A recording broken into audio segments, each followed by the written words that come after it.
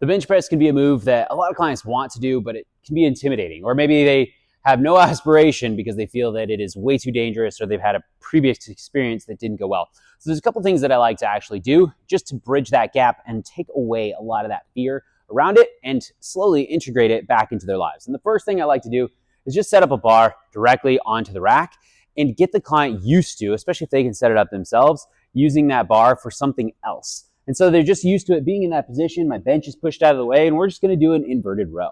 Now it can be at a much higher height, right? But the nice thing is they're used to touching that bar. There doesn't need to be plates on there or anything in that regard, and being around that bar. It could also be a push-up directly on that bar. We can do an incline push-up at whatever level that client is at. Again, just being comfortable with it being there. The other thing I want to do is spend a lot of time around the rig, and I want to build that chest press capacity. And so if we're starting with a really new client or a deconditioned client, we could just use a band and we can do some half kneeling press or some tall kneeling press or even standing. But then I like to actually kind of get them in the position that they would feel, and I can just do it with a PVC pipe. Works really well until a client is strong enough that this is going to not do very much for them or they're risking actually breaking this thing. And I can do this tall kneeling or I can do a standing, but they're getting used to feeling this position. And I can go through all my cues of bend the actual bar, trying to tighten my lats, snap this PVC pipe in half, how to stabilize, squeezing my glutes. And so I'm literally teaching all of the elements that are going to feel really natural when I go and re-cue them on the bench press.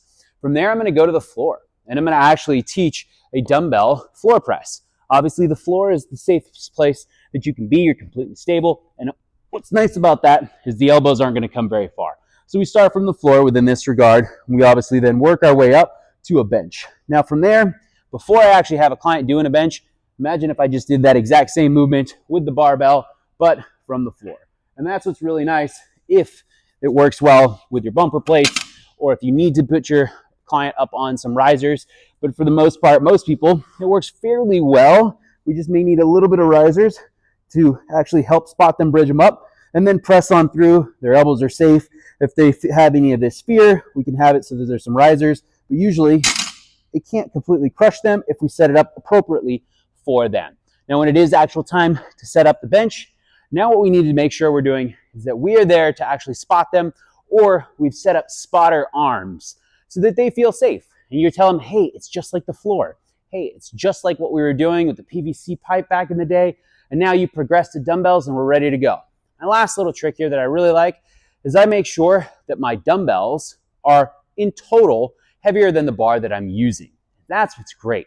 If I've used a pair of 20s in each hand, I've gotten the client up to doing that, even if it's for only 4 to 5 reps, and be like, yep, we're just gonna do a single on the bar. We're using a 35-pound bar. You've already done more than this for multiple reps, for multiple sets. You're gonna be surprised how easy this is. And so we build in that chance to win them over throughout that movement.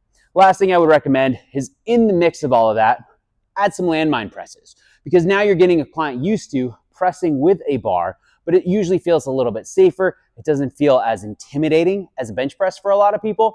And so they've already touched a bar. They've already pressed a bar. Now they're just doing it up on a rack and they're ready to go and move into that bench press.